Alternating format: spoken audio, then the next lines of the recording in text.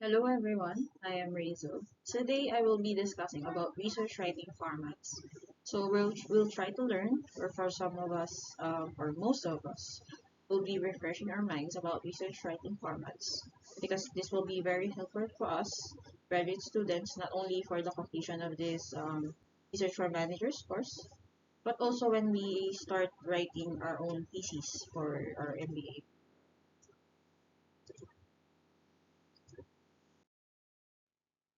I will be discussing the following topics: the importance of research writing formats, the common research formats, distinguishing between publishable research report versus thesis, and we'll deep dive or like focus on the major headers or headings for the InRed format and some sample templates I've gathered from uh, I've gathered online and from a colleague. The one I gathered from the colleague is actually the UCC template already. So to start, let's discuss why we need to refresh our minds about research writing formats, or for those, I'm not sure who are those people who are not able to experience any form of academic research writing during their undergraduate years. So let's have the discussion why it's important to follow some writing formats, two different types of research reports. So based on my research or readings, um, we uh, I, we were able to identify at least three importance or benefits. So the first one is it is communication. It is a sign of respect and professionalism when you have proper research writing formats, or even you follow research writing formats. So it also develops good habits. So for the first one, ease of communication. So proper formatting can facilitate clear communication because it signals to the reader of your research report that you are knowledgeable about how you communicate your topic. And it again, it affects this. It also related to the second importance, which is professionalism. It conveys a degree of professionalism. So proper citation helps your reader find supporting sources on the subject. So if your paper is disorganized, so the reader's attention is drawn to the sloppiness or inconsistency of the paper. But if it's formatted neatly and correctly, the reader's attention can be focused on the content with minimal distractions. So, sign of respect and professionalism. Proper formatting and citation sends a message to your school, your program, and to other professionals that you respect the discipline and other researchers, you know, because you give them enough credit that, and it shows that you follow the well-established general guidelines for research. So especially for example for the thesis during the defense or any submissions to, for example, professional journals, this is crucial and can either make or break your paper or your article. Like if it's sloppy, automatically it's a no-no for them. So lastly, develops good habits. So if you follow directions, and gets you in the habit of working within that practice guidelines of your discipline, you tend to it tends to become your second nature. So when you're working on the field, it benefits your overall work. So regardless if you're working with the APA style, MLA, Chicago, or whatever, it shows that you have the best or up-to-date knowledge of the best practices when it comes to research writing, right?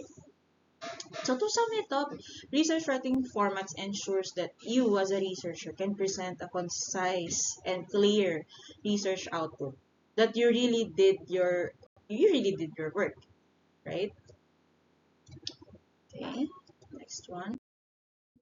Now let's proceed to having a common understanding of what a research format is. So let's have a general definition for it for everybody's understanding. So research format obviously is a set of rules and style suggestions for writing in academic research. So usually research formats are tailored to different types of research reports or different classifications of research reports. This can be theses, dissertations, journal articles, white papers, and so on and so forth.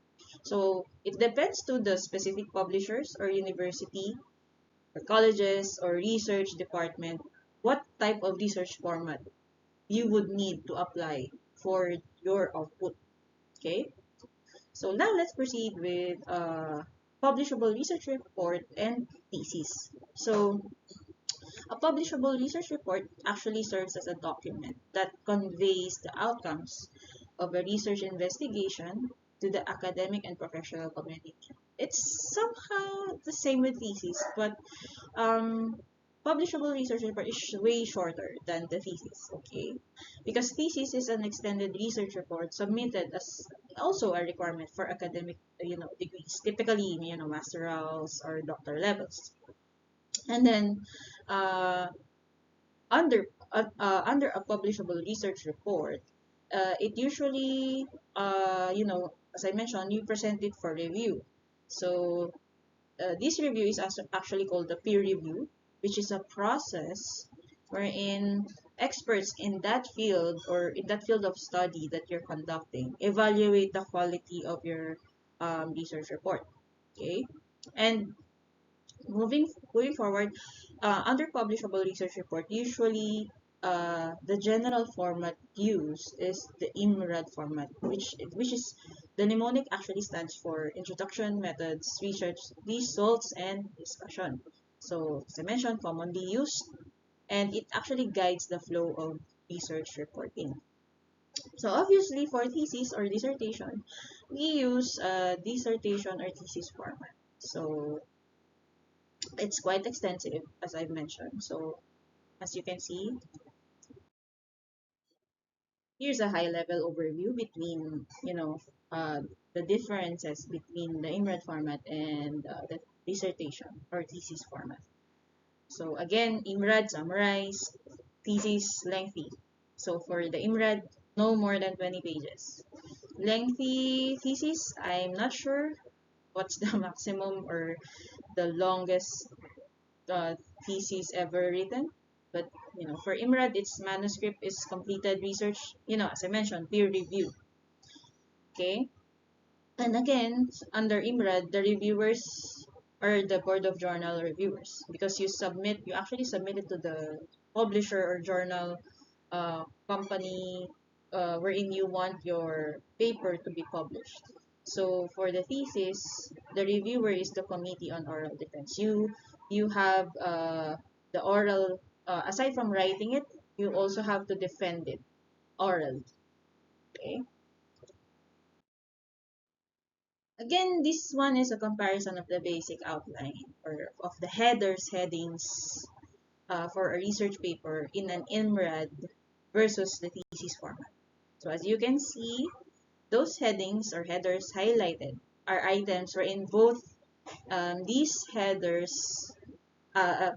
formats have in common. So for example, in IMRAD, you also have the title and author. In thesis, you have that abstract. You can find it in a thesis as well. Introduction, in IMRAD, it's actually the chapter 1 and 2 in thesis. So methodology, results, so on and so forth.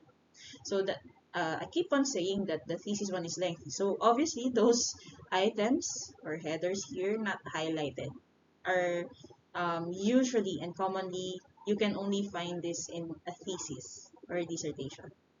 Okay, I'm not saying totally that you can only find this in thesis. Sometimes there may be like a some sort of short section of list of figures or I don't know CV, but it's very minimal that you can find it in a journal article. Probably dedication you can find, but I'm not sure for the other items. But that's the reason why thesis is a very lengthy research report. Okay. In the interest of our course, we will briefly explore more of the major headers of IMRAD format and provide how these headers look like in an actual research paper. To start with, it's with such a introduction. So it sets the foundation of the study by starting with an overview of the research topic significance and relevance. So usually it contains the background, the cited studies, the previous studies, wherein you gather that there was a gap from that previous studies. So the significance of your study as well, the objectives, and it is usually written in 3 to 6 paragraphs. Okay. Next one is methodology. It provides a description of how you're going to carry out or perform your research. So it contains the research design, the participants, the demographics. So sampling strategy, data gathering method, statistical data analysis procedure, statistical and whatnot. And then it usually is written in 1 to 3 paragraphs for a publishable research. Lastly, results and discussion. So it contains the discoveries and the interpretation of the results within the framework of your research questions, actually, and versus the existing literatures that you've used during your introduction. So you present the data, the results of your the research you've conducted, usually in different formats, whether it's textual, tabular, charts, graphics, diagrams.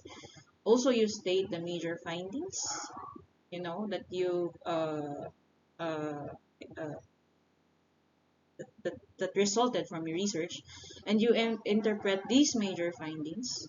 So regardless if it's a positive result or a negative result, you have to state it and interpret it within your research. Yeah, within your results and discussion section. Um, yeah. Lastly, we have some sample templates. So as I mentioned, I've gotten these templates from a colleague who recently finished her MBA in UCC. So UCC has this file, the Graduate School for Guide, thesis and dissertation format or guide. So we also have the technical guidelines. So this file actually, this is the one wherein it already outlines the contents of the thesis. Like it already contains a table of contents. You just have to fill it out. Okay, and that's it for my discussion. So here are my references, and thank you so much for listening. And if you have any questions, just feel free to send it over the chat box or any social communication that we have in our class. Thank you.